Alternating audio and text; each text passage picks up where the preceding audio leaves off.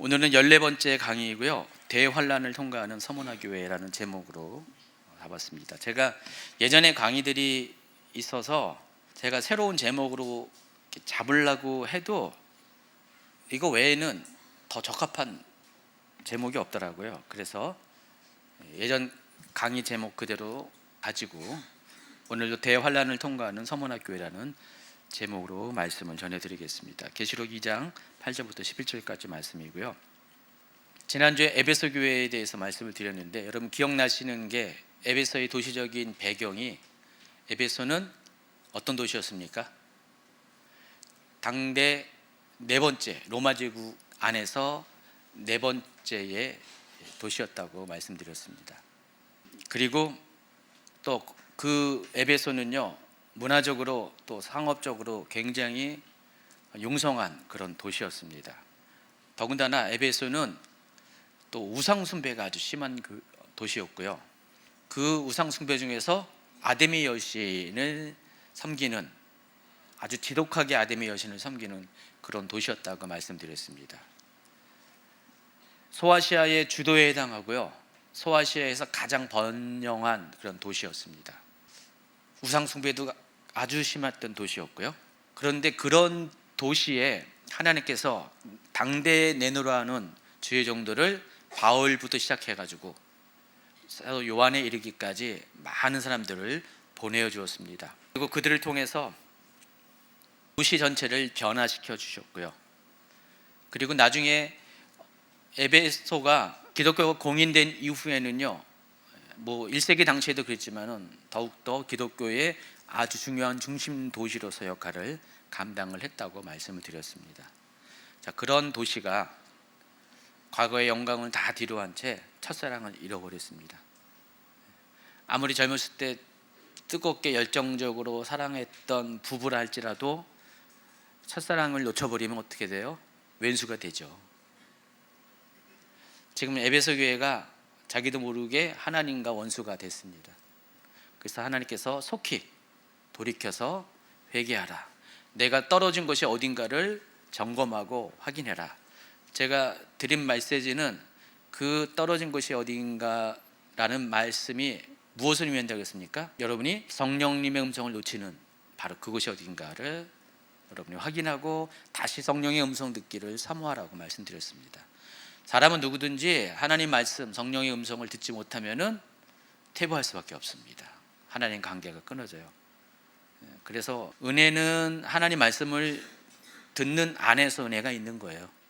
하나님 말씀을 못 들으면은 제 아무리 대단한 사람이라 할지라도 과거의 영광이 어떠할다 할지라도 금방금방 믿음이 쇠락될 수밖에 없고 나중에는 하나님과 원수가 되는 그런 모습도 나타내 보일 수가 있습니다. 그래서 여러분 성령님의 음성을 듣고 하나님의 음성을 들으려면은 여러 통로가 있지만은 가장 기본적인 게 하나님 말씀을 성경을 읽는 것과 묵상하는 것과 그리고 이렇게 예배에 참석하는 게 상당히 중요합니다. 기본기가 중요해요. 기본도 안 되면서 너무 사람들이 뻥튀기처럼 너무 거품이 많아요. 어떤 분들은 영적인 집회를 그렇게 쫓아다니시고 어떤 분들은 새로운 어떤 교회적인 주제가 있으면 거길 쫓아다니고 또 요즘은 또 이스라엘과 관련돼 가지고 또 많이 집중하는 분도 있어요. 다 좋아요. 그건 다 좋은데 이 기본은 하고 난 상태에서 그걸 하면 좋아요. 근데 기본이 안 된 상태에서 그런 걸 하다 보면은 자기도 모르게 무너질 수밖에 없습니다. 기초가 부실하다는 것입니다. 자, 요한계시록을 해석하는 네 가지 방법이 있다고 말씀을 드렸는데 서론 부분에서 계시록 강의 초창기에 모두 네 가지가 있다. 근데 첫 번째가 뭐라고 했습니까? 과거주의적 해석. 여러분 말이 어렵다고 해서 내용이 어려운 건 아니고요. 과거주의적 해석은 이 요한계시록은 1세기 교회들을 위해서만 기록된 거다. 그렇게 보는 입장이에요. 그리고 역사주의적 해석. 역사주의적 해석은 1세기 교회뿐만 아니라 그 이후에 진행되는 모든 시대에 맞춰서 거기에 주는 그런 메시지다. 그리고 미래주의적 해석. 미래주의적 해석은 마지막 때에 있는 교회들에게 주는 메시지다. 그러니까 그 이전의 과거와 또 역사는 무시하고요. 미래 얘기만 해당하는 겁니다. 그리고 또 문자적인 해석도 있고, 보통 문자적인 해석은 뭐 그 요한계시록 해석에 크게 분류 가운데 언급은 안 하는데, 네 번째가 문자주의적 해석과 반대되는 개념인 상징주의적 해석, 뭐 이상주의적 해석, 이렇게 부르는 게 있습니다. 요한계시록의 모든 내용을 다 상징으로 이해하는 거예요. 그런데 이 네 가지 방법 모두가 다 각각의 필요성이 있어요. 필요성이 있는데 하나만 고집하면 문제가 발생한다는 겁니다. 그래서 제가 여러분에게 당부드리는 것은 종합적인 해석을 해야 된다. 이 모든 것을 필요할 때마다 그 문장마다 다 적용점을 다르게 골고루 해야 된다, 이 말씀을 드렸습니다. 자, 그런데 이 네 가지 요한계시록 해석 방법 중에서 이 역사주의적인 해석은 일곱 교회와 관련돼서 굉장히 중요한 그런 메시지를 내고 있습니다. 역사주의 해석에 의하면은 계시록 2장 3장에 나와 있는 일곱 교회들은 2000년 교회사의 각 세대별로 존재했던 교회들이다라고 설명을 합니다. 그래서 에베소 교회가 제일 초창기에 있었던 교회, 보통 초대교회라고 부르는데, 초대교회가 어디까지 초대교회라고 정하는 것은 또 여러 가지 이견들이 많이 있지만은, 보통 기독교가 공인되기 전까지 그 시기를 에베소 교회라고 보는 입장입니다. 그리고 라오디게아 교회는 아직 도래하지 않고 앞으로 도래해야 할 정말 이 인류의 마지막 시대 가운데 존재할 교회, 이게 역사주의적 해석 방법에 의해서 일곱 교회들을 이렇게 이해를 한다는 것입니다. 제가 이게 정답이라고 말하기 위해서 이 말을 꺼내는 게 아니라 오히려 그 반대로 그렇지 않다라는 것을 말하기 위해서 제가 소개를 하는 겁니다. 그래서 일곱 교회가 역사적인 발전에 따라서 존재할 역사 가운데 있는 일곱 개의 교회들, 순서대로 진행되는 교회들이라는 이 주장은 오해입니다. 여러분 이미 몇 번 반복적으로 제가 설명을 했기 때문에 압니다. 일곱 교회에 보낸 편지 요한계시록은 단지 편지 전달을 맡은 전달자가 각 교회에게 편지를 전달함에 있어서 쉽게 전달할 수 있는 방문 순서에 따라서 기록된 그런 일곱 교회의 순서라는 것입니다. 그래서 여러분 이 지도를 보시면은요, 지도 한번 보여주세요. 자, 입체적인 지도잖아요. 자, 에베소 교회가 맨 왼쪽에 서쪽에 있죠. 박스 바로 노란 박스 바로 위에 있는데, 그 에베소 교회부터 시작해서 잘 보시면 알겠지만은 약간 초록색의 연두색의 표시를 한 곳은 풀이 있는 곳이에요. 여기는 골짜기입니다. 그리고 약간 짙은 색은 산들이에요. 산맥들입니다. 자, 보시면 알겠지만은 각 교회들이 이 일곱 개 교회가 존재하는 그 지명들을 잘 보면은, 위치를 보면은 이 산맥들을 다 피한 골짜기 평지 안에 존재한다는 사실을 알 수가 있습니다. 산들을 피해 가지고 당시에 여행로가 조성이 되어 있는데, 그 순서에 따라서 이 일곱 개의 교회의 편지가 정해진 겁니다. 그러니까 에베소에서 서머나까지, 서머나에서 버가모, 두아디라, 사데, 빌라델피아, 라오디게까지 보세요. 전부 다 골짜기를 따라서 난 통행로라는, 자연적인 통행로라는 사실을 알 수가 있습니다. 또 라오디게아에서부터 다시 에베소까지만 해도 이것도 긴 골짜기 지대라는 사실을 알 수가 있습니다. 여기서 골짜기는 좁은 골짜기가 아니라 아주 넓은 골짜기, 수십 킬로 되는 넓은 골짜기입니다. 라오디게아 밑으로 보세요. 여기 산맥이 어마무시하게 높잖아요. 그러니까 이런 데는 지금도 산에 있으면은 터널을 뚫지 않는 한 다니기가 쉽지 않은데, 옛날에는 오죽하겠습니까? 이 튀르키예가 평균 고도가 거의 대부분 이 중부로 갈수록 1000m 높은 고지대에 있어요. 그러니까 산들이 굉장히 높아요. 그래서 이러한 산들이 많기 때문에 그걸 피해서 교통로가 형성됐고, 거기 순서에 따라서, 교통로에 따라서 이 일곱 개의 교회들이 있고요. 그 일곱 개의 교회들에게 이와 같은 교통로의 순서에 따라서 편지를 기록했다라는 것입니다. 전승에 의하면 요한계시록은 사도 요한의 제자들 중에 하나인 이 프토코로스라는 사람이 요한이 말을 하면은 그가 받아 적어서 기록을 했다고 합니다. 사도 바울의 편지 같은 경우도 많은 수가 대피라는 사람이 있었어요. 사도 바울이 눈이 안 좋았대요. 그래서 대피를 하는 경우가 많았는데, 요한 계시록 같은 경우는 사도 요한이 이때 나이가 너무 많이 먹어서 젊은 제자가, 상대적으로 젊은 제자가 대피를 했다라고 합니다. 이 프토코로스가 누구냐면은 사도행전 6장 5절에 나와 있는 바로 일곱 집사 중에 하나인 브로고로를 말합니다. 지난번에 니골라당 얘기하면서 니골라당이 창시자 니골라가 일곱 집사 중에 하나인 안디옥 사람 니골라라고 했죠. 그 사람이라고 해서 같은 동일인이라고 있어요. 그래서 브로고로는 초대 교회 일곱 집사 중에 한 명이었다는 사실을 아시기 바랍니다. 그러니까 예루살렘 교회가 세운 일곱 집사 중에 한 명입니다. 이 사람이 사도 요한의 그 편지를 대신해서 기록했다는 것입니다. 만약 요한의 편지를 가진 전달자가 일곱 교회 모두를 방문하는 책임을 맡았다면 고민할 거예요. 어디부터 가야 되나? 근데 고민할 필요가 없어요. 아까 말씀드린 것처럼 이미 그 당시 사람들은 상식적으로 이 일곱 개의 순서로 가려면 어떤 루트를 통해서 가야 되는지가 머리에 딱 떠오르니까. 지금도 여러분 한국 사람들은 지방을 삥 순회한다. 서울에 살고 있는 사람이 지방 전라도, 경상도, 또 뭐 충청도, 강원도 이렇게 쭉 돌아보아야 될 일이 있어서 돌아보면 가장 최적의 코스를 찾아갈 수밖에 없죠. 그게 뭘까요? 고속도로죠. 이미 뻗어 있는 고속도로를 거기에 맞춰서 가면 돼요.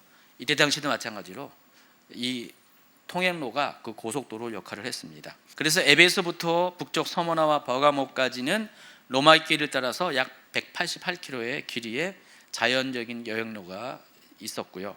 또 버가모에서 남동쪽으로 방향을 틀면은 두아디라, 사대, 그리고 빌라델피아, 또 남으로 가면은 라오디게아까지 이르는 약 300km의 또 다른 길이 연결되어 있어요. 고속도로라는 거예요. 지금식으로 따지면. 또 마지막 라오디게에서부터 에베소까지는 무려 180km 직선도로에 잘 닦여진 도로가 있었습니다. 이때 당시에 로마의 도로들은 다 돌로 만들었잖아요. 바닥을. 6년인가 7년 전에 튀르키예 갔을 때 그때 7교회만 집중적으로 다닌 적이 있었거든요.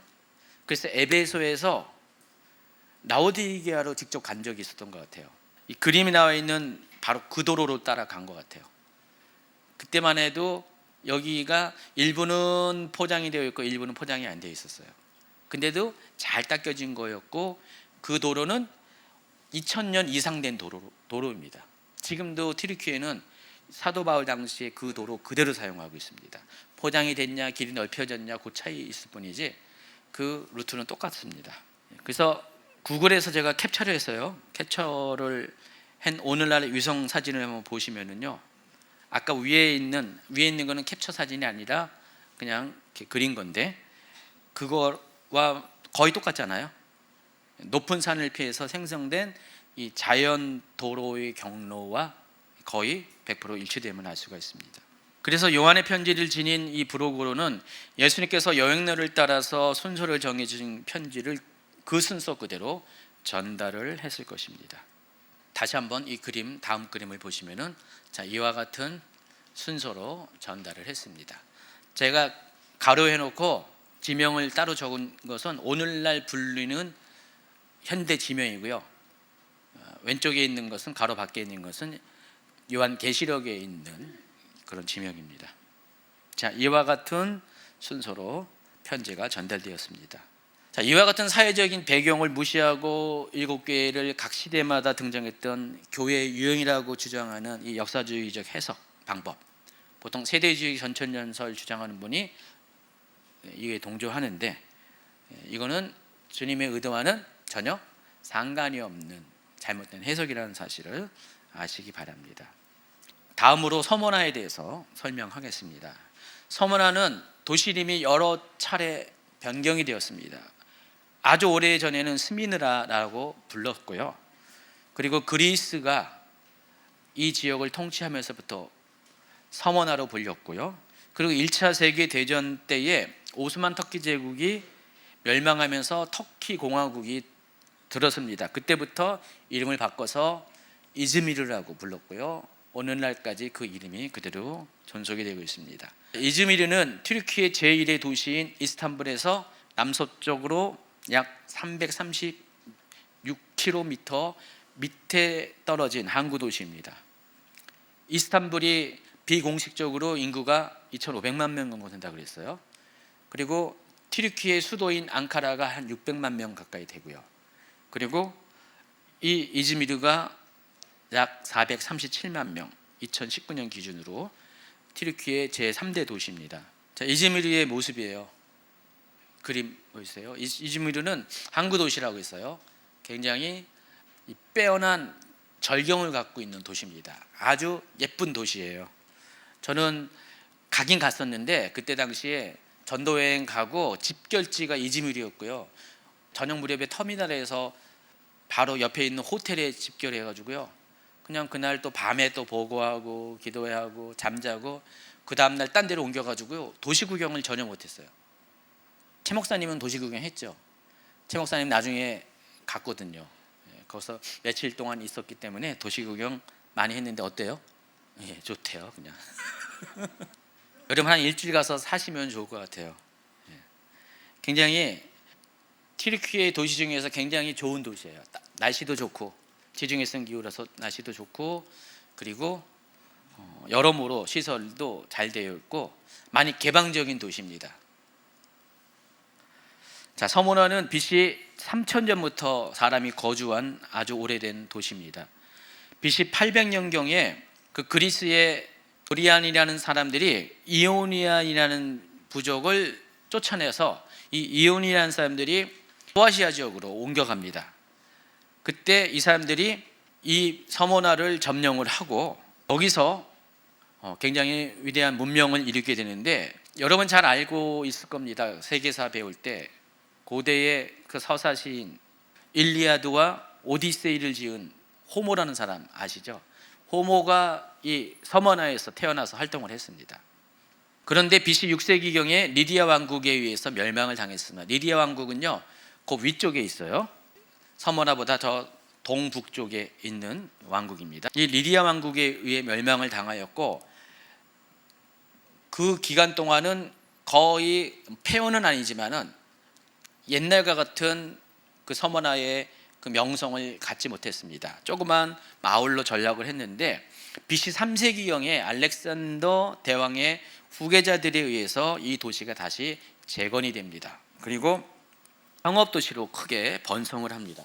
그래서 그 당시 같은 지중해 연안의 유명한 도시 에베소, 버거마와 더불어서 이 소아시아 지역 최대 도시의 경쟁을 다툴 정도로 굉장히 발전되었습니다. 그래서 밑에 에베소, 위에 서머나, 그리고 맨 꼭대기에 이 버가모, 이 지중해를 끼고 있는 이 세 개의 도시가 그때 당시 소아시아 지역의 아주 유명한 경제 벨트였습니다. 다 잘 살고 무역 도시였습니다. 신약 시대에는 이곳 인구가 10만 명 정도 되었고요. 이 10만 명 정도 되면은 오늘날 어느 정도냐면은 한 인천시 정도 수준으로 보시면 될 것 같아요. 이 정도로 한 200~300만 명 정도 수준으로 보시면 됩니다. 그렇게 큰 도시였고요. 그리고 너무나 풍경이 아름다운 그런 도시였습니다. 에베소가 소아시아에서 가장 인구수가 큰 도시라고 한다면 서모나는 소아시아에서 제일 아름다운 도시, 그렇게 불렀습니다. 그래서 별명이 아시아의 영광이라고도 불렸습니다. 구 서머나는 비잔틴 제국을 거쳐서 그 다음에 셀주크 오토만 제국, 그리고 터키 공화국에 세워지는 이 역사적인 변천 가운데 그대로 존속을 했고요. 계속해서 발전을 했습니다. 비잔틴 제국 당시에 도시 곳곳에 수많은 기독교 유적이 남겨졌습니다. 여러분, 비잔틴 제국은 어떤 것인지 알죠? 옛날에 로마 제국이 서로마 제국과 동로마 제국으로 나눠지잖아요. 생각나시나요? 원래 로마 제국이 서로마와 동로마 제국을 나눠지는데 그 동로마 제국의 수도가 콘스탄티노플이잖아요. 오늘날 이스탄불이고요. 그 동로마 제국을 가리켜서 비잔틴 제국이라고 부릅니다. 서로마 제국은 일찍 멸망을 했는데 이 동로마 제국, 이 비잔틴 제국은 오랫동안 갔어요. 그 비잔틴 제국이 이스탄불을 수도로 해가지고 콘스탄티노플을 수도로 해서 이 소아시아 지역의 비잔틴 제국의 주요 영토였습니다. 그러다 보니까 옛날에, 지금은 무슬림이 자리 잡고 있지만 그때는 다 기독교인들이었어요. 그래서 수많은 기독교 성지가, 유적들이 소아시아 지역에 그래서 많은 거예요.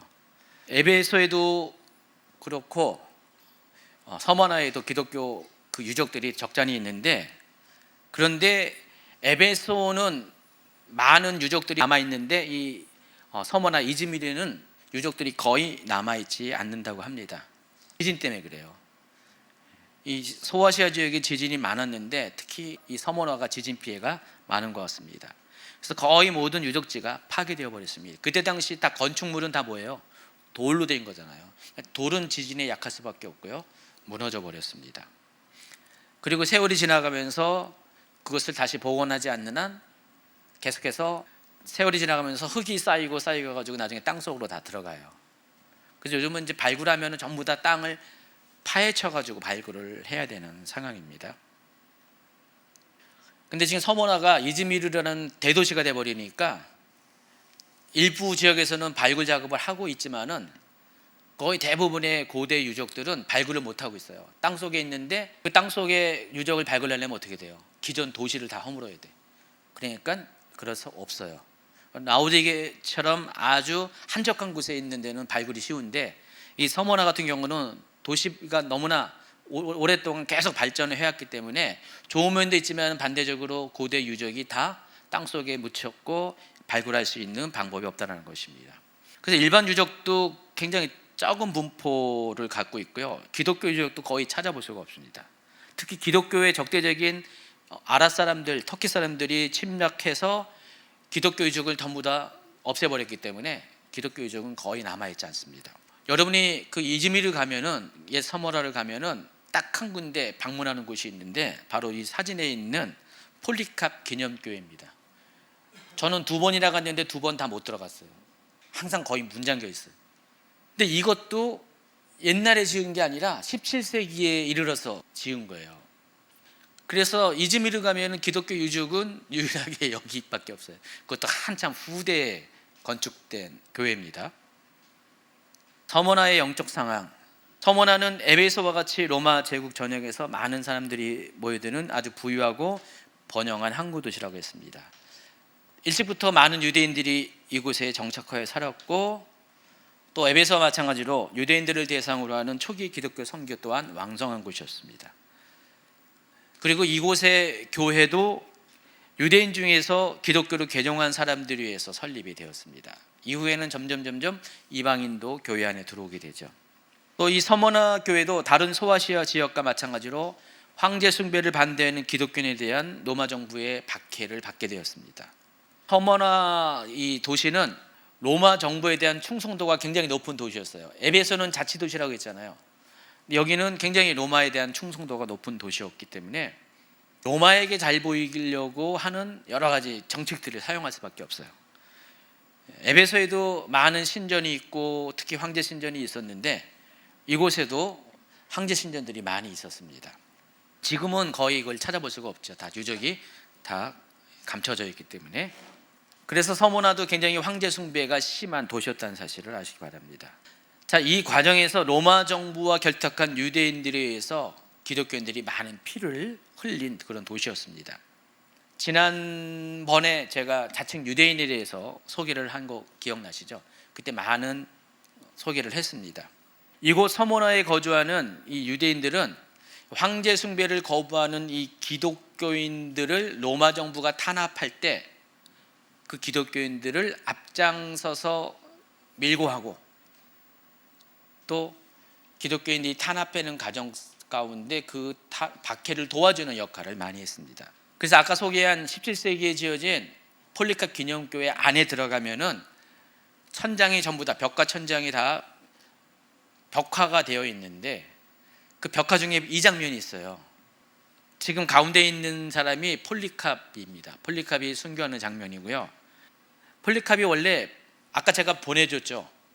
동영상, 카톡방에 동영상 미리 보여줘 10분짜리 동영상 보여줬지만은 원래 이 폴리캅이 화형당하게 되어 있는데 불을 질렀는데 불꽃이 사람에게 가지 않고 사람을 피해서 삥 둘러가지고 사도 요한이 순교를 당할 때 펄펄 뜨는 기름솥에 사도 요한을 집어넣는데 번번이 죽지 않고 살아남았어요. 그래서 할 수 없이 반모섬에 보냈잖아요. 근데 지금 폴리캅도 마찬가지예요. 하나님이 기적적으로 이 사람을 살려서 불을 질렀는데 화염이 이 사람 주변을 삥 돌아가지고 전혀 타지 않았습니다. 살아있어요, 그대로. 그러니까 할 수 없이 로마 군인이 가서 칼을 가지고 폴리캅을 죽이는 장면입니다. 그렇게 순교를 합니다. 근데 요 오른쪽 밑에 보세요. 오른쪽 밑에 보면은 누군가가 지금 장작더미에다가 불을 붙이고 있죠. 바로 이 사람이 누구냐? 유대인이라는 겁니다. 자칭 유대인입니다. 맨 왼쪽에 한 사람이 이렇게 다소곳이 서 있는 사람이 있죠. 팔을 앞에 놓고. 이 사람이 누구냐? 이 성화를 그린 사람입니다. 자기를 집어넣었대요. 넣었다가. 나중에 또다시 서머나 한번 이즈미르 가게 되면 여기를 한번 꼭 들어갈 수 있는 기회가 있으면 벽화를 가서 확인하시기 바랍니다. 자칭 유대인이라는 것은 유대인이 아닌데 내가 유대인이라고 말하는 그런 사람이 아니라고 했어요. 혈통적으로 유대인인 것은 맞습니다. 그런데 유대인의 신앙적 정체성을 가지고 살아가는 사람이 아니라는 것입니다. 제가 말씀드린 것처럼 유대인들은 십계명을 통해서 하나님 외에 다른 신을 섬기지 말아야 됩니다. 특히 보이는 우상을 섬겨서는 안 됩니다. 1계명과 2계명에 다 나와 있어요. 근데 이 자칭 유대인이라고 하는 이 서머나에 있는 이 유대인들은 어떤 일을 했냐면은 지금 황제 숭배 때문에 기독교인이 핍박을 당할 때 자기들도 유일신 하나님을 섬기면서 똑같이 유일신 하나님을 섬기는 이 기독교인들을 로마 정부에 아까 말씀드린 것처럼 밀고 하고 또 적극적으로 이들의 박해를 하는 것에 동조를 한 사람들입니다. 그래서 아까 폴리캅의 순교 장면에서 보면은 이날이 안식일이었대요. 유대인이 안식일이었는데 안식일날 어떻게 해요? 율법을 지키려면은 집에 가만히 있어야 되는데 더군다나 불 피면 안 되잖아요. 일을 하는 거잖아요. 근데 안식일에도 불구하고 자기들이 직접 와가지고 장작더미를 모아가지고 준비하고 불 피는 거를 직접 도와주는 그와 같은 일을 했습니다. 그 정도로 유대인들이 기독교인들에 대해서 악한 짓을 했다는 것입니다. 뭐 그 이유는 여러분 잘 아시겠지만은 이미 예루살렘의 초대교회 때부터 시작해서 유대인들의 입장에서는 기독교인들이 뭐예요? 이단이죠. 그래서 그런 차원에서 아마 이렇게 행동을 했던 것 같습니다. 예수님은 이들의 행동을 보면서 그 옛날 자신을 못 박은 유대인들을 모습을 기억하셨을 것 같아요. 그래서 이율 배반적인 행동을 하는 황제 숭배 때문에 핍박당하는 기독교인들을 박해하는 데 동조하는 이 유대인들을 보면서 이들을 가리켜서 사탄의 회당이라고 불렀습니다. 여기서 회당은 히브리어 시나고기와 똑같아요. 히브리어에서 시나고게가 회당이잖아요. 그래서 지금 유대인이 오늘날 우리 기독교인이 예배하는 이 모임을 갖고 있는 이 교회와 마찬가지로 유대인들에게는 회당이 그 역할을 하는 건데 지금 거기 유대인들이 모이는 회당이 바로 사탄이 모이는 회당이다. 그러니까 유대인들은 사탄이라고 지금 예수님이 언급을 하시는 것입니다. 이걸 통해서 그들이 기독교인들에 대해서 얼마만큼 사탄적인 악한 행동을 했는지를 짐작할 수가 있습니다. 근데 여러분이 주목할 것이 있어요. 지난번에 설명한 것처럼 성경에서 자칭 유대인이라는 표현이 딱 두 군데 나와요. 그것도 계시록에서. 오늘 다뤄드린 서머나 교회와 또 3장에 나와 있는 빌라델피아 교회에게만 이 자칭 유대인이라는 명칭이 발견된다는 것입니다. 그런데 이 두 교회는 또 중요한 공통점을 갖고 있어요. 7교회 중에서 주님으로부터 아무런 꾸중을 듣지 않고 책망을 듣지 않고 오직 칭찬만 듣는 교회들이라는 것입니다. 그래서 여러분 아셔야 될 게 하나님께 칭찬 듣는 사람은요 사탄이 제일 미워해요. 사탄이 가장 좋아하는 사람은 뭐예요? 하나님께 책망 듣는 사람입니다. 그러니까 하나님 보시기에 악한 행동을 하는 사람은 사탄이 제일 좋아하고요, 하나님 보시기에 선한 행동을, 하나님 뜻을 따라 살아가는 사람을 사탄이 제일 싫어해요. 그래서 여러분이 하나님을 잘 섬기면 섬길수록 여러 가지 시험이 와요. 어려운 일이 생기죠. 하나님, 내가 주님을 이렇게 잘 섬겼는데 왜 나에게 이렇게 어려운 일을 주십니까? 때로 여러분 하나님을 잘 이해하지 못하면 원망을 할 수 있어요. 근데 영적 세계의 원리가 그렇습니다. 여러분 하나님을 잘 섬기면은요, 사탄이 그걸 굉장히 미워합니다. 그래서 그런 사람들을 직접 공격하고요, 하나님을 잘 섬기지 않는 분들은 그냥 놔둬요. 건들지 않아요. 건들지 않아도 알아서 지들이 잘못된 길로 가고 패망을 할 거니까. 그래서 그런 사람들은 오히려 시험이 별로 없어요. 이 영적인 원리가 그렇다는 것입니다. 그러니까 서머나 교회 같은 경우 하나님을 너무 잘 섬기니까, 예수님을 너무 잘 섬기니까 칭찬만 들었다 보니까 사탄은 그와 같은 교회를 집중적으로 공격을 한다는 것입니다. 7 교회 중에서 서머나 교회가 가장 고난이 많은 교회입니다. 가장 많은 박해 받았고 가장 많은 순교자가 발생한 교회가 바로 서머나 교회입니다. 자, 그런데 이 같은 일은 1세기 교회들에게만 국한된 것이 아니라 모든 시대의 그리스도의 신부의 순결한 영성을 가진 교회들은 동일한 핍박을 받는다는 사실. 그러니까 성경대로 하나님의 뜻대로 살려하는 교회들은, 성도들은 세상과 타협하며 종교 생활을 하는 이름만 크리스찬인 허울 뿐인 사람들에게 핍박받습니다. 제가 이거 많이 느껴요. 오늘날 인터넷 사이트 보면은요, 주임제교회 한번 검색을 해보시면은요, 아주 맨 위로 올라오는 게시물이 있어요. 우리 교회 홈페이지 게시물 말고 일반 다른 데서. 근데 그 게시물을 쓴 분이 미국에 있는 어느 목사님인데, 예전에 이제 최 목사님이 어떤 저쪽 장소였나 어디서 이렇게 할 때 어떤 한 그 영상을 가지고 비난하는, 비방하는 글을 올린 거예요. 근데 그게 이제 안 지워지고 계속 있으니까 사람들이 주임제교회 하면은 주임제교회 어떤 교회인가 딱 했는데 눈에 제일 먼저 들어오니까 잠깐만 클릭하니까 조회수가 올라가니까 맨 위로 상단에 있습니다. 속상하죠. 근데 그분은 사실은 방언을 비롯해서 모든 성령 사역은 다 이단이라고 해요. 그분 거기 들어가면요, 홈페이지 들어가면은, 개인 홈페이지가 아니에요. 홈페이지 들어가면은 여러분이 알고 있는 존경스러운 목사님들은 다 이단이야. 웬만한 분들은 다 이단이에요. 거기 이단 내지는 그 이단 주의한 명단에 있습니다. 어떻게 보면은 영광이기도 하죠. 그런데 그렇게 제가 보기에는 정말 이렇게 신실하게 순결하게 주님을 사랑하는 그런 주의 종들을 다 이단으로 그렇게 매도를 하고요, 사람들은 그걸 못 모르고 그걸 또 동조해요. 근데 보면은 재밌는 거는 그 댓글들이 많이 달리잖아요. 댓글을 안 지우더라고요, 또 특이하게. 근데 그 게시물 올라가는 거 보고 사람들이 막 항의를 하는 거예요. 어떻게 이런 목사님을 가리켜서 이단이냐고 하냐고. 그래서 막 항의글 올리면은 그럼 그대로 놔둬요. 또 재밌어요. 근데 그분이 얼마 전에는 본인이 속한 모 한국의 유명한 장로교단에서 본인이 또 이단 또 논쟁을 받았어요. 하도 그러니까 아마 그런 것 같아요. 그런 분들도 있습니다. 제가 실명은 말하지 않지만은 그런 게 많이 있어요. 오늘날도 그래요. 오늘날도 여러분 제대로 신앙생활하고 제대로 성령의 음성을 듣는 삶을 살면은요, 핍박이 따라요. 종교생활만 하는 크리스찬들이 싫어해요, 이런 부분에 대해서. 그리고 마지막 때에도 이러한 일들은 더욱더 거세어질 겁니다.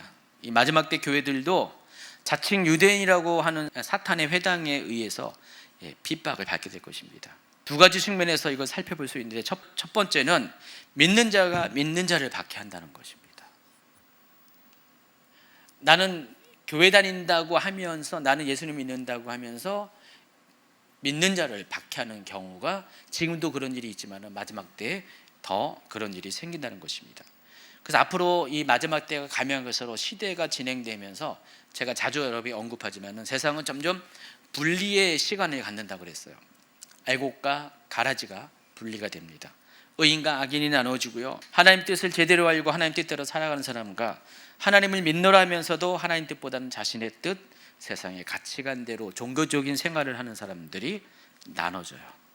성령의 음성을 듣는 사람, 성령의 음성을 듣는 것을 싫어하는 사람, 영적인 얘기는 다 싫어하는 사람, 이런 사람들이 점점 나눠져요. 지금은 회색 지도가 존재하고 있지만은 정말 마지막 때가 되면 회색 지대가 거의 없을 가능성이 많습니다. 우리 나라를 비롯해서 특히 미국 같은 경우 또 전 세계적으로 요즘 일어나는 현상이 뭐예요? 좌우 진영이 나눠지고 있잖아요. 보수와 진보 세력이 나눠지고 있잖아요. 여러분, 이게 괜히 이런 현상이 일어나는 게 아니라 나중에는 이제 신앙적으로 종교적으로 나눠지게 될 텐데 그 전에 먼저 사회적인 현상이 앞서서 시작되는 거예요. 이게 다 징조예요, 징조.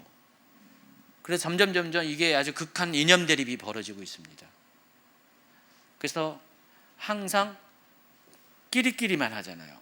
내로남불이라는 신조어가 생길 정도로 내 편이 잘하면은 내 편이 하는 건 다 로맨스, 다른 사람이 하면은 불륜, 이런 논리로 분명히 잘못됐는데도 불구하고 자기 편이 한 거는 다 두둔하고요, 문제하지 않고요.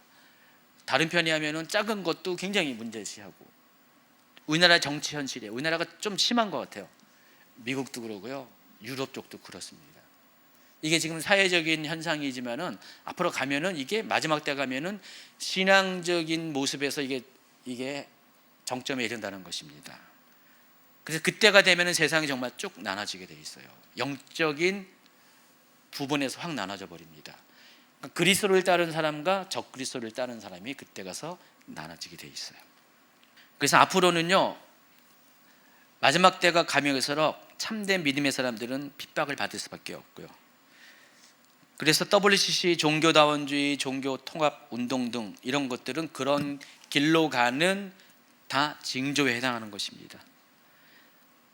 나중에 적그리스도 관련된 강의에서 다루겠지만은 세상은 점점 하나 되는 세상으로 가고 있는데 세계가 단일 정치 체제로 갈 겁니다. 먼저는 경제 체제, 정치 체제, 그리고 사회 문화적인 체제, 그리고 최종적으로 하나의 종교로 세상이 하나가 될 겁니다. 그 창세기 때 니므롯에 의해서 바벨탑이 세워지면서 하나님을 대적하는 세상으로, 인간 세상으로 하나 되게 하는 그 시도가 마지막 때도 동일하게 재현이 된다는 것입니다. 그 시기가 되면은 참된 믿음을 가진 성도들은 핍박 당하는 일들을 경험하게 된다는 것입니다. 이 부분이 이제 계시록 17장 큰 음료의 이야기를 다룰 때 제가 이야기해 줄 겁니다. 또 둘째로는 실제로 유대인의 혈통을 가졌지만은 유대인의 정체성보다는, 오직 하나님만을 섬기는 유대인의 정체성보다는 자기 이익을 위해서 세상을 하나로 통합해서 적그리스도와 함께 세상을 군림하고자 하는 세계 단일 정부 세력에 의해서 믿는 자들이 박해를 받을 것입니다. 그래서 자칭 유대인은 마지막 때 활동한 세계 단일 정부 세력의 모형에 해당할 수가 있어요. 1세기 때도 그런 사람이 있었고 마지막 때도 그런 사람이 있을 것입니다.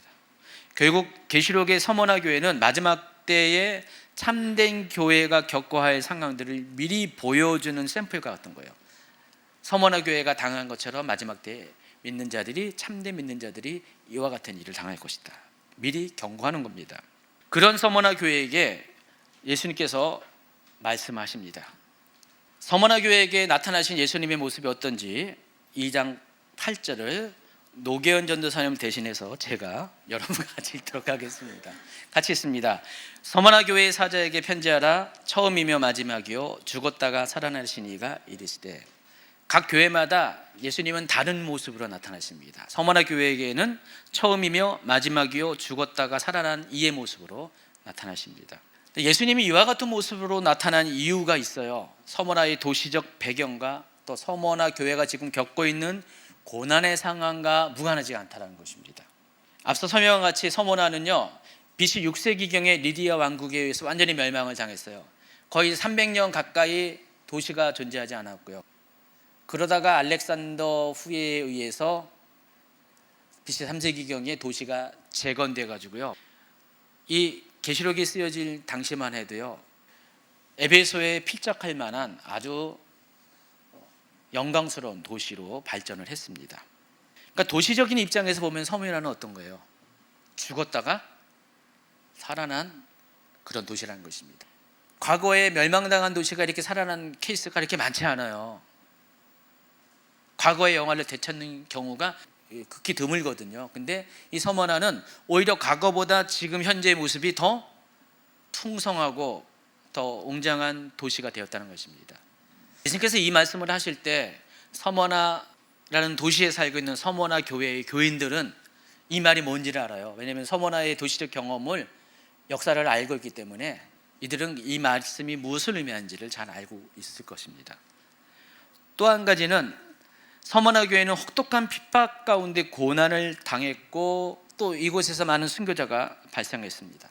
실제로 죽음을 경험하고 있는 지금 현재 진행형으로 순교를 경험하고 있는 그런 교회라는 것입니다.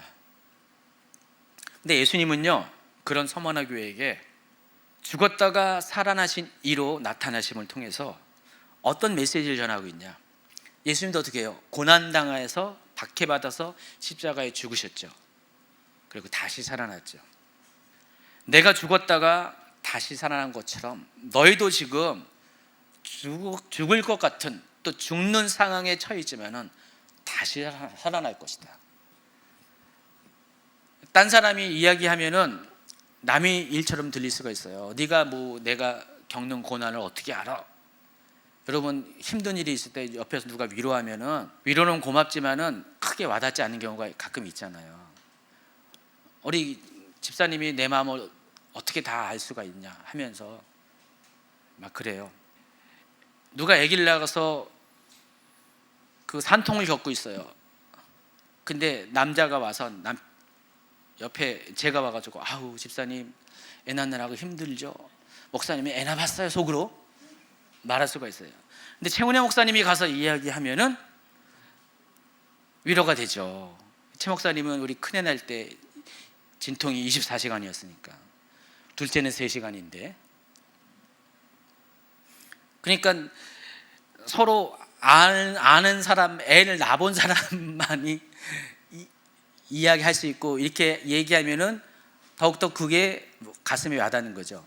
지금 예수님이 똑같이 죽었다가 살아나신 분이잖아요. 고난당하셨다가 핍박당하시고 죽었다 살아난 분이잖아요. 그러니까 그런 예수님이 이 말을 하니까 어떻게 해요? 서문학 교회 교인들은 이 메시지를 듣는 순간에 가슴이 찡할 거예요. 눈물이 핑 돌 거예요. 그래, 주님도 우리를 위해서 죽으셨지, 우리를 위해서 핍박당하셨지, 그리고 다시 살아났지. 근데 그런 주님이 지금 너희들이 지금 고난을 당하지만은 다시 회복될 것이라고 말씀하시는 이 이야기를 통해서 그들이 충분히 위로를 받을 수 있을 것 같습니다. 그와 동시에 처음이요 마지막이라고 선언을 합니다. 예수님을 가리켜서 자신은 처음이요 마지막이랍니다. 처음과 마지막은 어떤 거예요? 역사의 시작과 마지막을 주관하는 하나님이라는 뜻입니다. 그래서 지금 이 서머나 교회가 당하는 고난은 결국은 하나님의 섭리 안에 있는 거예요. 세상 역사를 시작하고 마치시는 분의 섭리 안에서 다 진행되는 거기 때문에 막연한 게 전혀 없는 거예요. 하나님은 결국 어떻게 해요? 요한계시록이 해피엔딩을 끝난다고 했잖아요. 여러분 요한계시록 보면 굉장히 우울한데 우울할 필요가 없어요. 해피엔딩으로 끝나고 요한계시록에서 고난당하는 기간은 7년이고 더 정확히 말하면 후 3년 반 42개월이에요. 그 짧은 기간입니다. 그 이후에는 그들을 핍박하고 그들을 죽이는 이들이 적그리스도 세력들이 계시록 19장에서 백마 타고 내려오신 분, 피 뿌린 옷을 입으신 분, 바로 재림하시는 예수님의 군대에 의해서 그들이 다 심판을 당하게 될 것이고 그 이후에 그들을 조종하고 그들을 그렇게 만든 용은 1000년 동안 무정에 갇히게 되고, 그 1000년 기간 동안 휴거 백성들이 다시 내려와서 천년 왕국을 이루게 되죠. 자, 그와 같은 스토리가 쭉 이어집니다. 해피엔딩이에요. 고난은 잠깐이고 은혜와 영광은 영원하다는 것입니다. 그렇기 때문에 두려워하지 말라고 지금 이 자신의 모습에 자기 선언을 통해서 예수님은 그들에게 지금 말씀하고 계신 것입니다. 이어서 주님은 서머나 교회가 당하고 있는 환난과 궁핍을 알고 계시다고 했습니다. 2장 9절 전반부입니다. 내가 내 환난과 궁핍을 알거니와 실상은 내가 부요한 자니라. 환난에 대해서는 여러분이 다 알고 있어요. 기독교 박해를 의미합니다. 근데 서머나 교회가 왜 궁핍해야 됩니까? 그럴 수밖에 없는 게, 다른 지역의 교회도 마찬가지지만 이때 당시에는 황배 숭배는 뭐와 연관되어 있냐면은 경제활동과 연관되어 있습니다. 그 항전 숭배를 했다는 표를 받지 않으면은 경제활동이 불가능했어요. 그러니까 어떻게 해요? 과거에는 잘 살았어도 이제는 경제활동을 할 수 있는 권한이 없다 보니까 점점 경제적으로 어려워질 수밖에 없어요. 이 궁핍은 실제로 가난을 말하는 것입니다. 그러니까 서머나 교회는 그 지역의 경제 공동체에서 철저히 배제되었기 때문에 나름 번성한 도시인 서머나에서 급빈층으로 전락하게 된다는 것입니다. 바로 하나님의 말씀과 예수를 증언한 그 일 때문에 그런 일이 생겼다는 것입니다. 자, 이에 비해서 맨 마지막에 소개할 라오디게아 교회를 한번 볼까요? 계시록 3장 17절, 내가 말하기를 나는 부자라 부요하여 부족한 것이 없다 하나. 라오디게아 교회는 자기를 부자래요. 부요해서 부족한 것이 없다 그럽니다. 생각해 보세요. 같은 소아시아 지역에 있는 어느 교회는 지금 궁핍한 삶을 살고 있는데, 또 다른 어느 교회는 떵떵거리는 부를 누리고 살고 있어요. 지금 서머나 교회는 가장 극심한 가난 가운데 있고, 라오디게아 교회는 부를 누리고 있습니다. 그걸 자랑하고 있다는 것입니다. 어떻게 해서 이런 상황이 생길까? 당시 상황에서 이 라오디게아 교회가 부요함을 누릴 수 있는 것은 두 가지 가능성이 있다고 볼 수가 있어요. 첫 번째, 서머나 지역에서 좀 떨어져 있어요. 라오디게아가 교통로로, 여행로를 따져 계산해 보니까 제가 240km 정도 떨어져 있어요. 일주일 정도 가는 거리겠죠. 걸어서 도보로. 가까운 거리는 아니에요. 그러다 보니까 어쩌면 이곳까지는 박해의 물결이 이르지 않을 가능성이 있을 것이고요. 또 한 가지 가능성은 박해가 있었지만은 어쩌면 그들이 박해하는 자들과 타협을 해서 교회도 다니고 우상숭배도 같이, 항제숭배도 같이 하는 그런 이중적인 신앙생활을, 종교생활을 했을 가능성이 있습니다. 이 중에서 어떤 것이 맞는지를 라오디게아 교회를 보면서 우리가 힌트를 얻을 수가 있어요. 빌라델비아 교회. 이 빌라델비아 교회에 하신 말씀이 계시록 3장 10절에 나오는데, 내가 나의 인내의 말씀을 지켰은즉 내가 또한 너를 지켜 시험의 때를 면하게 하리니 이는 장차 온 세상에 임하여 땅에 거하는 자들을 시험할 때라. 라오디게아 교회 바로 앞에 순서에 빌라델비아 교회가 나오는데, 실제로 거리적으로 40몇 킬로밖에 안 떨어져 있어요. 가까운 거리예요. 그래서 당시 상황을 보면은 이 빌라델비아 교회에 하신 말씀을 통해서 볼 수 있는 것은 라오디게아 지역도 박해가 피해간 건 아니에요. 여기도 마찬가지로 박해의 물결이 당시 소아시아 지역 전체를 다 휩쓸린 것은 사실입니다. 근데 그럼에도 불구하고 부를 누릴 수 있다. 이게 뭐 때문에 그런 것 같아요? 두 번째 이유일 가능성이 많습니다. 타협을 했습니다. 세상과 타협을 했기 때문에. 당시 유대인들이 박해를 받지 않은 이유가 뭔지 아세요? 유대인들이 로마 정부와 결탁을 했기 때문에 그래요. 심지어 유대인들은요, 황제 숭배도 면제를 받았어요. 그러니까 로마 정부가 유대인들에 한해서는 그것도 면제시켜줬어요. 그 정도로 혜택을 받습니다. 그러니까 어떻게 해요? 아주 죽도록 충성하는 거예요. 유대인들이, 이 소아시아 지역에 사는 유대인들이 로마 정부에 죽도록 충성하고, 대신 자기들 대신 기독교인들을 그와 같이 박해의 타겟으로 만들어 버렸습니다. 그래서 서머나 교회와 라오디게아 교회는 궁핍이라는 주제와 관련된 서로 대조적인 교회라는 것을 다시 한번 확인할 수가 있습니다. 한 번 더 읽어볼까요? 계시록 2장 9절 서머나 교회에 하신 말씀입니다. 내가 내 환난과 궁핍을 알거니와 실상은 내가 부요한 자니라. 또 3장 17절 내가 말하기를 나는 부자라 부요하여 부족함이 없다 하나 내 곤고한 것과 가련한 것과 가난한 것과 눈먼 것과 벌거벗은 것을 알지 못한도다. 그러니까 서머나 교회는 물질적으로는 눈에 보이는 물질적으로는 궁핍한 건 사실이에요. 그러나 영적으로는 오히려 부유한 교회였고요. 라오디게아 교회는 물질적으로 부유했지만 영적으로는 가난한 교회였다는 것입니다. 제가 지난 주일날 요한복음 9장에서 눈먼 자, 누가 진짜 눈먼 자라는 것을 말씀드릴 때 그와 같은 원리라는 것입니다. 세 번째가 서머나 교회에게 하신 권면 또는 경고입니다. 앞서 설명드린 바와 같이 서머나 교회는 자칭 유대인으로부터 핍박을 받게 될 것입니다. 자칭 유대인이라 하는 자들의 비방도 알거니와 실상은 유대인이 아니요 사탄에 해당이라. 자, 그런데 주님은 서머나 교회에서 장차 받을 고난에 대해 경고하면서 두려워하지 말 것을 권면하십니다. 너는 장차 받을 고난을 두려워하지 말라. 볼지어다 마귀가 장차 너희 가운데서 몇 사람을 옥에 던져 시험을 받게 하리니 너희가 10일 동안 환난을 받으리라. 여기서 이 문장에서 여러분이 주목해야 될 것은 10일이라는 환난의 기간을 주목하시기 바랍니다. 성경에서 숫자들은 다 의미가 있어요. 10도 완전수 중에 하나죠. 채워진 수입니다. 근데 10이라는 숫자는 숫자적으로 굉장히 적은 수에 해당하기도 해요. 그래서 날짜가 정해졌다는 것은 영원한 환난이 아니라 끝없는 환난, 날짜가 모르는 환난이 아니라 10일이라는 그 제한된 이 기간이라는 것은 물론 단지 문자적으로 10일이라고 할 수도 있지만은 이것은 문자적으로 10일보다는 짧은 기간이라는 것을 상징하는 표현이에요. 다시 말해서 고난은 받지만은 영원토록 지속되는 고난이 아니라는 의미라는 것입니다. 그래서 이 서머나 교회는요, 고난을 받되 한정된 정해진 시간 안에 동안만 고난을 받게 됩니다. 뒤에 다룰 이 빌라델피아 교회를 제가 예전 강의에서는 휴고 교회라고 표현을 했는데, 이 빌라델피아 교회는 좀 아까 읽어준 것처럼 그 시험의 때를 면하게 하신다 그랬어요. 똑같이 소아시아에 있는 지역에 있는 교회인데 이 빌라델피아, 또 마지막 때의 교회인데 빌라델피아 교회만큼은 시험의 때를 면한다고 했습니다. 그런데 서머나 교회는 반대로 시험의 때를 통과하는 그런 교회라는 것입니다.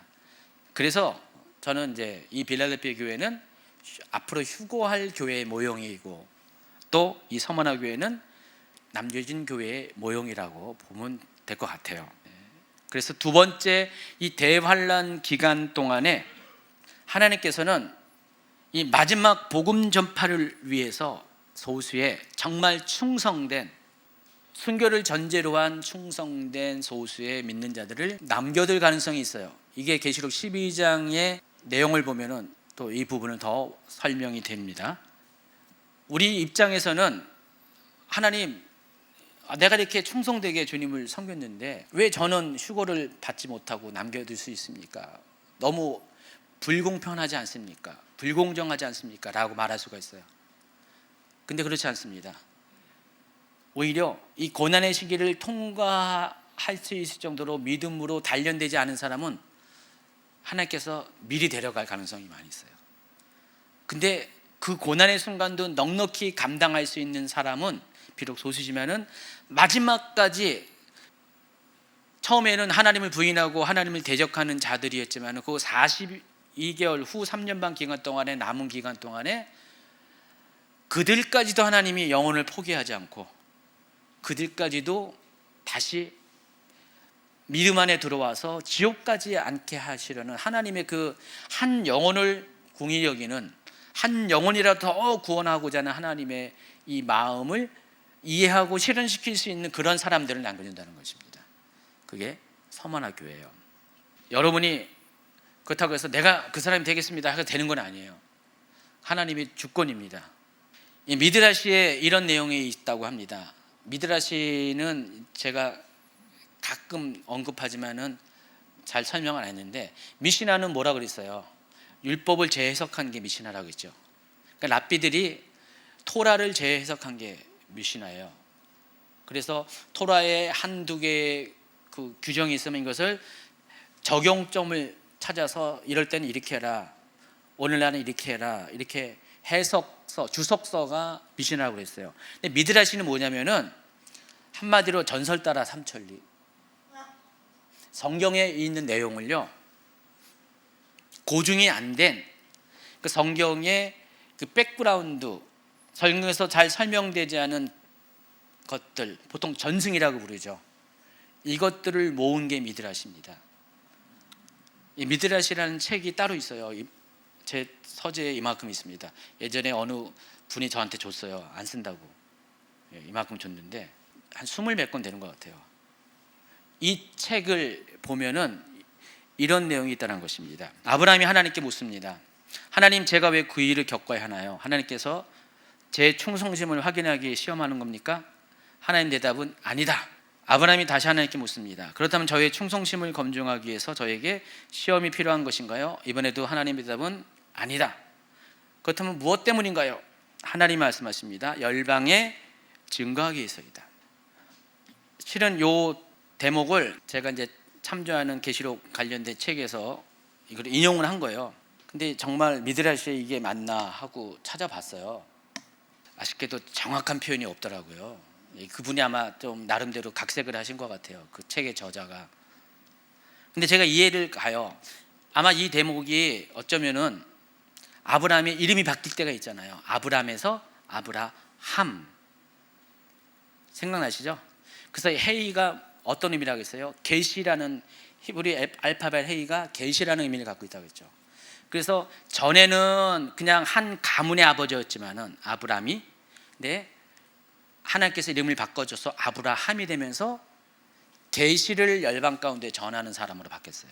열방의 아버지라 바뀌었습니다. 아마 그 대목인 것 같아요. 하나님이 아브라함에게 시험을 주신 이유가, 어려움을 주시고 고난을 주신 이유가 뭐 때문에 그래요? 아브라함을 아브라함으로 만들기 위해서.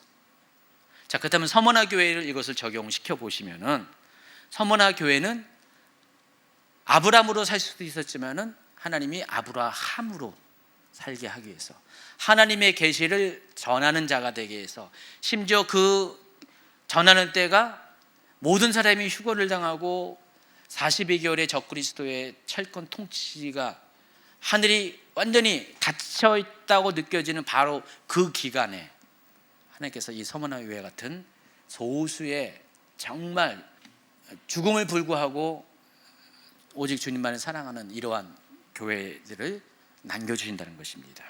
근데 중요한 것은 그 기간은 3년 6개월이라는 한정된 시간이라는 것입니다. 여러분이 이 기간을 모르면은, 만약 여러분 서머나 교회라면은 소망이 없지만은 이 기간을 알기 때문에, 그래서 계시록을 알아야 돼요. 이 기간을 알기 때문에 넉넉히 이길 수가 있어요. 조금만 더 참으면 되는 거예요. 여러분 뭐 할 때도 조금만 더 참으면, 그 다음의 순서를 알면은 능히 참을 수가 있잖아요. 그와 같다는 것입니다. 이후에는 천년왕국이 도래할 것입니다. 그리고 그 너머에는 최종적으로 영원한 왕국이 오게 될 것입니다. 특히 천년왕국 기간 동안에 예수님과 함께 왕노릇하는 자들이 있어요. 누굴까요? 바로 이 서머나 교회와 같은 자들입니다. 참고로 이 서머나라는 도시의 이름은 몰약이라는 뜻을 갖고 있어요. 동방 박사가 어린 아기 예수께 세 가지 예물을 드렸잖아요. 황금과 유황과 몰약입니다. 이 몰약은 고대에는 방부제로도 사용 많이 했고요, 향신료로 많이 사용했습니다. 비싼 겁니다. 근데 이 서머나 지역에서 몰약이 많이 생산이 됐다고 합니다. 근데 몰약의 특성 중에 하나는 어떤 게 있냐면은, 두드리고 으깰수록, 짓눌리고 부서질수록 그 향기가 더 진해진다는 거예요. 서머나 교회 성도들은요, 몰약과 같은 그런 신앙인이었습니다. 부서지고 으깨지고 짓눌려져도 오히려 더 신앙의 향기를 더 강하게 낼 수 있는 그런 사람이라는 것입니다. 여러분, 진정한 믿음의 사람은 고난 가운데 인정을 받는 사람입니다. 여러분, 평범한 일상적인 아무런 문제가 없는 상황 가운데 솔직히 누가 누구인지 몰라요. 하나님 입장에서는 정말 누가 진실된 사람인지 몰라요. 누가 진정한 믿음의 사람인지 몰라요. 교회적으로도요, 제가 좀 겪어봤더니 교회가 어렵고 힘든 상황이 고비고비가 많았죠. 우리 교회도 많이 있었어요. 근데 그때 드러나더라고요. 정말 누가 정말 주임제교회 성도인지 아닌지가 제 눈에도 보여요. 그러니까 우리가 진짜 하나님 앞에 진실된 사람이라는 것, 진실된 믿음의 사람인 것은 고난을 통과할 때 비로소 증명이 된다는 것입니다. 주님은 그와 같은 믿음을 저버리지 않는 서머나 교회에게 다음과 같은 약속을 합니다. 10절 후반부 11절 시작. 내가 죽도록 충성하라. 그리하면 내가 생명의 간을 내게 주리라. 귀 있는 자는 성령이 교회들에게 하실 말씀을 들을지어다. 이기는 자는 둘째 사망의 해를 받지 아니하리라. 죽도록 충성하라 하는 메시지가 가슴에 와닿습니다. 문자적으로 보면은 아직은 죽지 않았는데 죽게 되기까지, 그런 상황에 올 때까지 충성하라는 것입니다. 근데 이어지는 11절에 둘째 사망의 해를 받지 아니하리라는 것과 연관해서 이 구절을 이해하면은 실제로 죽음에 이르게 될 것을 말하는 것입니다. 계시록 20장 4절부터 6절까지는 첫째 부활자에 대한 이야기 나오는데, 첫째 부활자에게 주어지는 상급이 두 가지가 있어요. 둘째 사망이 그들에게 임하지 않을 것이다. 이 둘째 사망이 의미하는 것은 모든 사람이 죽었어요. 나중에 다 부활할 겁니다. 의인은 생명의 부활로, 악인은 심판의 부활로 나올 겁니다. 그래서 심판의 부활을 한 이 악인이 영원한 형벌을 받아 들어간 것이 있어요. 바로 불못입니다. 그걸 가리켜서 둘째 사망이라고 합니다. 그것을 당하지 않게 한다는 것입니다. 그리고 1000년 동안 그리스도와 더불어 왕노릇하는 이 두 가지의 이야기를 상급으로 이야기합니다. 자, 그러면은 첫째 부활자가 되기 위해서는 먼저 죽어야 돼요. 죽어야지 부활을 하잖아요. 그래서 아마 이 서머나 교회는 실제 죽음에 이르게 될 것을 말하고 있는 것입니다. 서머나 교회에 주어지는 상급과 첫째 부활자에게 주어지는 상급이 동일하기 때문에 그래요. 서머나 교회는 순교자의 교회일 가능성이 제가 보기에는 아주 큽니다. 참고로 생명의 관을 받는다고 그랬는데, 이 생명의 간이라는 이 관이라는 단어가 여러분이 알고 있는 그리스 시대의 올림픽에서 우승자가 받는 월계관이 있죠. 그게 이 관이에요. 스테파노스라는 헬라어로 사용합니다. 이 우승자에게만 받는, 이기는 자만이 받는 이 상을 받게 된다는 것입니다. 그리고 이 월계관은 서머나 교회뿐만 아니라 빌라델피아 교회도 같이 받게 됩니다. 오직 예수님께 칭찬만 들은 두 교회만 이 면류관을 받게 된다고 계시록은 이야기합니다. 그래서 믿음의 선한 싸움에 승리한 교회, 승리한 성도반이 영원한 나라에 들어간다는 사실을 여러분 명심하시기 바랍니다. 결론입니다. 서머나 교회는 1세기에 실존했던 교회입니다. 당시 황제 숭배로 인해서 박해가 아시아 전 지역을 휩쓸고 지나갈 때 온 교회가 단합해서 단 한 사람도 끝까지 믿음을 배반하지 않은 교회가 서머나 교회입니다. 그로 인해서 어떤 이들은 환난을 겪게 됐고 또 적지 않은 순교자가 발생합니다. 근데 중요한 것은 그들이 받은 환난이 10일에 그친다는 것. 문자적인 10일일 수도 있고 짧은 기간을 상징하는 10일일 수가 있어요. 그러니까 제한된 기간의 고난을 받게 된다는 것입니다. 근데 더 중요한 것은 그것을 통과하는 자들에게 주어지는 상급이에요. 이기는 자에게 주는 월계관, 스테파노스. 특히 생명의 면류관이라고 했어요. 이 생명은 어떤 생명이에요? 영원한 나라에서의 영생하는 생명입니다. 그래서 면류관을 받은 이기는 자들은 둘째 사망, 곧 영원한 형벌을 면하게 될 것이고, 영원한 왕국 이전의 천년왕국에서 그리스도와 더불어 왕노릇하는 권세를 받게 됩니다. 7교회 중에서 생명의 면류관을 받는다는 약속은 서머나 교회와 빌라델피아 교회 두 곳만 받았다고 말씀을 드렸습니다. 그런데 또 한 가지 중요한 사실은 예수님은요, 그렇지 않은 5교회에게도 책망을 했지만은 뭐라고 했어요? 다 이기는 자에 대한 상급을 언급하셨어요. 심지어 라오디게아 교회까지도. 그러니까 예수님의 마음은 뭐예요? 지금 책망을 받고 특히 라오디게아 교회는 칭찬도 아무것도 없지만은 그럼에도 불구하고 그들 또한 결국은 이기는 자가 되라는 거예요. 영원한 하나님 나라에 들어가는 자가 되라는 것입니다.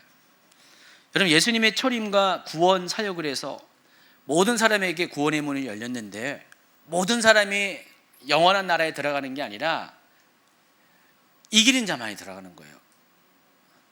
특히 서머나 교회와 빌라델피아 교회 같은 교회는 이 사람들만큼은 구원에 대해서 보증이 되는 거예요. 나머지 5교회는 보증이 안 되는 거예요. 조건이 있어요. 이기는 자가 되어야 한다는 것입니다. 그럼 모든 교회, 모든 성도가 교회만 다니면 무조건 구원받는 보장은 적어도 요한계시록에는 없다는 거예요. 오직 이기는 자만이 구원에 대한 보장이 있다는 사실을 아시기 바랍니다. 아직은 우리가 기회가 있는데 여러분의 지금 모습은 어떨까요? 나는 과연 어느 교회에 속해 있을까? 물론 주임제 교회에 속해 있는데 내 신앙의 모습은 에베소 교회의 모습이 아닌가?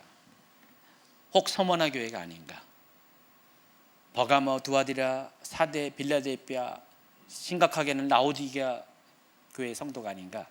여러분의 자신을 한번 점검해 보시기 바랍니다. 오늘 이제 2번째 교회 소개했고 다음 주에 3번째 계속해서 7교회를 다 소개할 것인데 이전보다 더 세밀하게 하겠지만 이걸 통해서 내 자신을 더 정밀하게 한번 보세요. 돋보기를 가지고 자기 자신을 한번 살펴보세요. 내 이름표에 어떤 교회의 이름이 붙어 있는가? 여러분, 주임제 교회 성도라고 해서 여러분 자만해서도 안 되죠. 우리 교회가 더 하나님 앞에 순결하고 또 하나님 사랑하는 데 열심인 교회는 맞아요. 그러나 주임제 교회 성도라고 해서 다 이기는 교회가 이기는 자가 되는 것은 아닙니다. 성도 중에서 이기는 자로서의 삶을 살아가는 사람만이 이기는 자가 되는 거예요. 그래서 지금까지는 못해도요 상관없어요. 지금부터가 중요합니다. 지금까지 잘했어도 에베소 교회가 될 수가 있잖아요. 지금까지 나는 라오디게아 교회야. 근데 다시 여러분 빌라델피아 서머나 교회가 될 수가 있다는 겁니다. 주님 오시기 전까지는 아직 시간이 남아 있습니다. 근데 얼마 남지 않았습니다. 여러분, 이 마지막 이 남겨져 있는 이 시간 동안에 모쪼록 이기는 자로서 승리할 수 있는 여러분이 되기를 예수님의 이름으로 축원합니다.